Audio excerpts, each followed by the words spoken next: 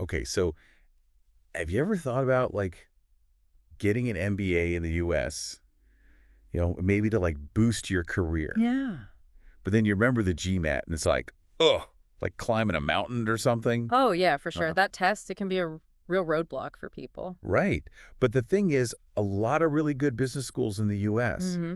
they're starting to offer MBAs without even requiring the GMAT. That's true. Yeah.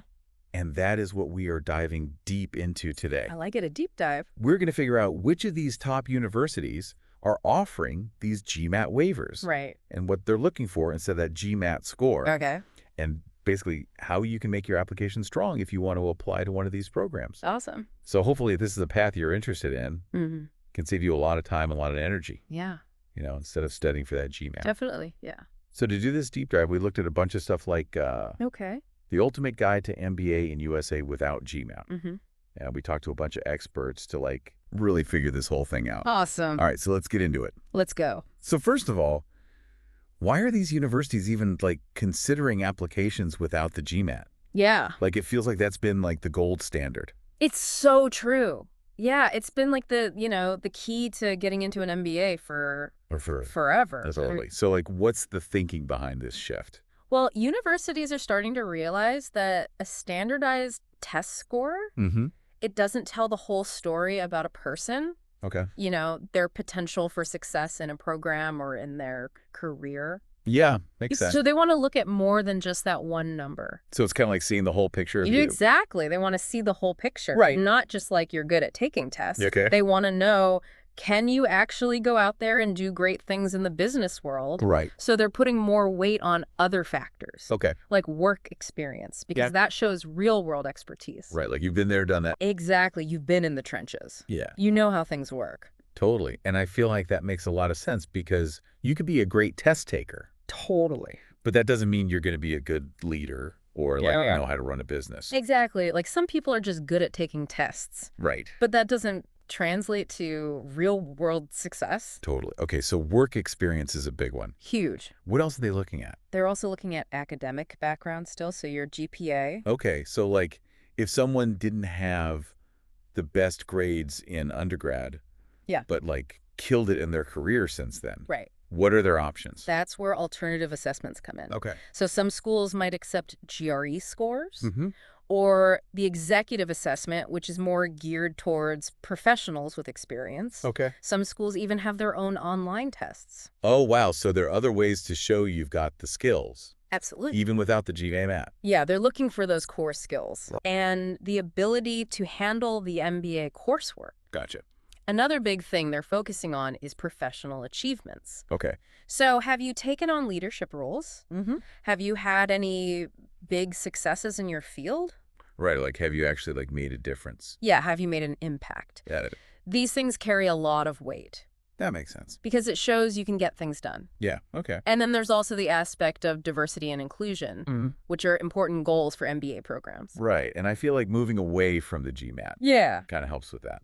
It definitely can because it opens up the applicant pool Yeah. to people from all kinds of backgrounds Right. who might not be great test takers, Yeah. but they have tons of experience and potential. Okay. So it's all about like a more well-rounded class. Exactly. A more diverse and interesting class. Okay. So now I think everyone wants to know like, Yeah. okay, you've told us why they're doing this, Right. but which schools are actually offering these GMAT waivers? Okay, so there are some big names on this list. Okay. Lay it on me.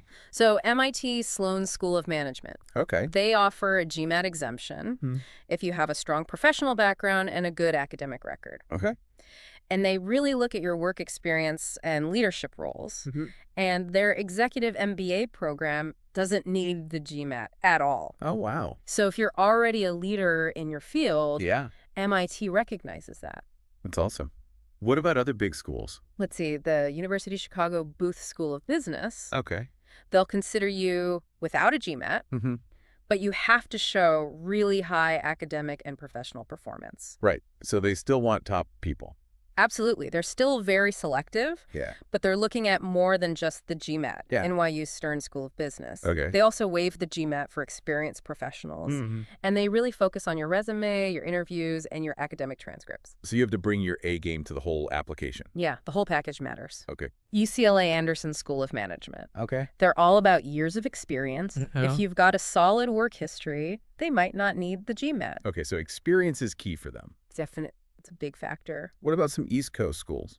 Babson College, Olin Graduate School of Business, they're known for entrepreneurship. Right. And they waive the GMAT if you have strong professional qualifications. That makes sense, given their focus. Yeah, they want people who are ready to lead and make things happen. Okay, what about Rutgers? Rutgers Business School offers waivers if you have lots of work experience or a really high GPA. Okay, so they give you options. Exactly, they're flexible. And any Midwest schools? University of Illinois, Urbana-Champaign Guise College of Business. Okay.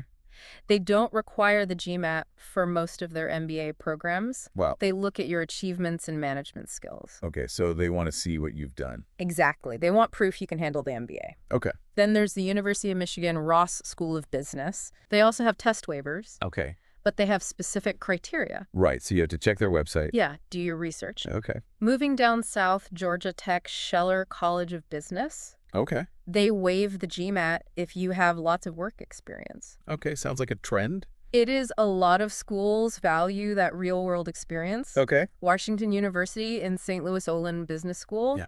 they're test optional. What does that even mean? It means they're flexible. Okay. You can submit GMAT scores if you want, but it's not a deal breaker if you don't.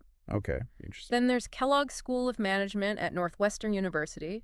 They waive the GMAT for experienced professionals. Yeah. UNC Keenan-Flagler Business School. Okay. They have waivers, too, if you show strong potential. Okay. And then we have schools like DePaul University, University of Dayton, and Pace University. Okay. They all consider experience over the GMAT. Wow, that's a lot of schools.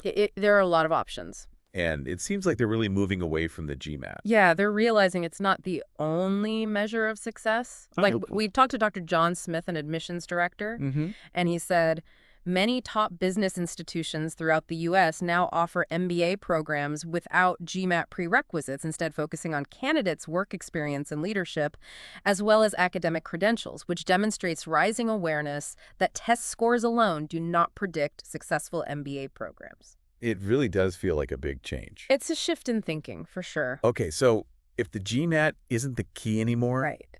what are these schools looking for? Okay, so the basics are still there. Okay. You need a bachelor's degree from an accredited university. Right. And you need work experience. Okay, how much are we talking? Usually 2 to 5 years for regular admission. But if you want a GMAT waiver, Yeah. they often want 5 years or more. So the more experience, the better. Definitely, it shows you've applied what you learned in school Right. to real-world situations. Okay, so experience is key. Huge, What? huge. They also like to see a good GPA. It shows you can handle the academics. Okay. And if you have any professional certifications, Like what? like a CFA, CPA, PMP, Okay. those can boost your application. So those extras help you stand out. For sure, it shows you're dedicated to your field. Okay, cool. But the really important stuff when you don't have a GMAT score Yeah. is your statement of purpose. Right, your SOP. Exactly. And what should that be like? It needs to be well written. Okay. You have to explain your career goals, talk about your experiences, Right. and why you want this specific MBA program. So it's like your chance to really sell yourself. Exactly. It's your story. Okay. You also need strong letters of recommendation. Right, from people who know you well. Exactly. Professors, employers, Okay, people who can vouch for you. got it. And a lot of programs also have interviews. Okay, and what are they looking for in those? They want to see how you communicate. Your career goals. Right. If you'd be a good fit for the program. Okay, so it's a whole package. Oh, it is. They're looking at everything. Okay, so let's say someone's like, okay, I meet these requirements. How do they actually apply for an MBA without taking the GMAT? Okay, first step is research.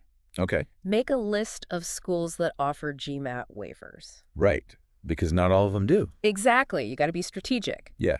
Then check each school's website for their specific requirements. Okay, so it's different everywhere. Yeah, each school has its own criteria. Have it. Then work on your profile. Okay. Get more experience. Mm-hmm. Maybe take the GRE or the executive assessment. Okay. And write a killer resume and SOP. Right. Those are your selling points now. For sure. Okay. Then submit your application early. Yeah. No procrastinating. Definitely not. Okay. And if you get an interview, be prepared to talk about your career, your achievements, your leadership experience. Show them why you deserve to be in their program. Okay, so we talked about alternative requirements before. Yes. Can we go into that a little more? Sure. So besides not submitting a GMAT, you can submit GRE scores. Okay. A lot of schools accept those. And work experience is a big one. Right. Wait, Usually 5 years or more can replace the GMAT. Okay. Some schools have their own online tests. Right, like we said. Yeah. It's a way for them to assess your skills. Okay. And then professional certifications. Those can help too. Okay. And of course, your essays and your SOP are super important. Right. And the interview gives you a chance to shine. Yeah. To show them who you really are. Exactly. Okay. So let's talk about the pros and cons of getting an MBA without the GMAT. Yeah. What are the good things? Well, first of all, you save time and money. Right. No more GMAT prep courses. Exactly. Okay. And you can focus on your experience, which is what a lot of schools want anyway. It's also great for working professionals who already have years of experience. Right. And it opens doors for diverse candidates who might not test well. Yeah. And the application process might be faster. Okay. So lots of good stuff. It is. There are a lot of benefits. But what about the downsides? Right. So there are a few things to consider. Okay. Fewer schools offer GMAT waivers. So your options might be limited. Right. And the competition can be tough. Yeah, because everyone's vying for those spots. Exactly. Yep. You also really need a strong background. Right. No room for weakness. Yeah, you can't make up for a low GPA with a high GMAT score. Got it. Some schools might have higher tuition. Oh, really? Yeah, but not always. Okay. And some employers might still prefer the GMAT. Oh, that's interesting. Yeah, it's still a widely recognized benchmark. Okay, so you have to weigh those things. Definitely do your research and think about your goals. Okay, so for our listeners out there, is this the right path for you? If you have solid work experience, a good academic record, and you're a leader, then it could be a great option. Awesome. Business schools are looking at the whole person now, not just a test score. Okay, but what about the super competitive schools? Like Harvard and Stanford, they might have some waivers. Okay. But they usually expect the GMAT or GRE. Rather the top of the top. Exactly. But the good news is you can get an MBA without a GMAT. Yeah. At a lot of great schools in the U.S. That's really good to know. It is. There are a lot of opportunities out there. Okay, so what are some challenges people might face? Well, one challenge is finding the right schools. Not all schools offer waivers. Right. So you have to do your research, like MIT, Sloan, Kellogg, Rutgers. Okay. They're good places to start. Got it. Another challenge is the admissions criteria. Yeah. It can be tougher. Okay. So highlight your leadership skills, write a great SOP, and get amazing recommendations. Yeah. And if you're worried about tuition, look for financial aid scholarships, assistantships. Right. Some schools even have tuition discounts. Well, that's good to know. Yeah, definitely ask about those. Okay, and how do you stand out to employers?